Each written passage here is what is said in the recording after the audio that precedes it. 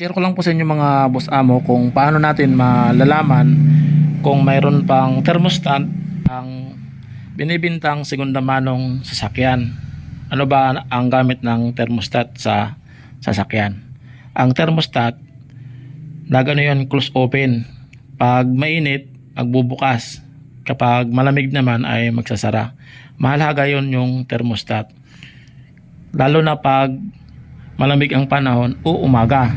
Pag start mo ng sasakyan, hindi agad na pupunta sa radiator yung nakatambay doon na tubig sa gilid ng mga piston.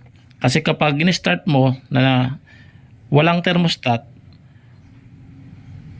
mag-circulate agad yung tubig. Ibig sabihin, kasi lalo na kung malaki ang radiator, matagal mag-init yung piston. Kasi nga yung tubig nag-circulate agad. Ang gamit ng thermostat, pag sakto na yung init, siya ka lang siya magbubukas. Para pag start mo ng sasakyan, maganda ang kanyang minor. Kasi sakto ang kanyang init. Di tulad ng walang thermostat na tuloy-tuloy. Dito yung nakalagay na thermostat. Magbubukas lang yun pag mainit. Pag malamig naman, napalitan na ng malamig na tubig ay magsasara naman yun. Para nagiging normal yung init na kailangan ng ating sasakyan. Kaya kung mapapansin mo sa ibang sasakyan, lalo na kung may thermostat pa, pag start mo, hindi gumagalaw yung tubig dito. Hindi siya nagsisirculate kasi nakaklose pa yung kanyang thermostat.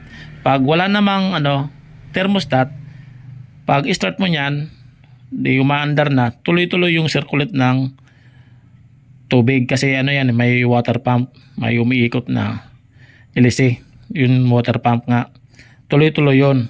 Kaya mapapansin mo dito kahit malamig o mainit, tuloy-tuloy ang daloy ng tubig kasi wala siyang thermostat, kumbaga wala siyang harang. Tinatanggal yun dito yung iba, tinatanggal yung thermostat. Kaya tuloy-tuloy yung circulate ng tubig kapag walang thermostat. Aberya na cylinder head, yung walang singaw, kahit i-remove mo yan ng malakas, may thermostat man yan o wala, hindi dapat yan bumubulwak. Kasi ang sabi ng iba, normal yan dahil wala nga siyang hindi itong tubig kukunti na lumalabas kapag walang thermostat ang cylinder head kasi umaang yung wala na. Kaya kung mapapansin mo yung parang may takip tsaka malakas yung flow ng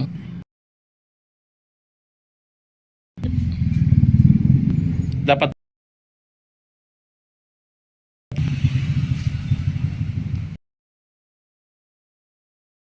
tapos malamig pa pag may walang thermostat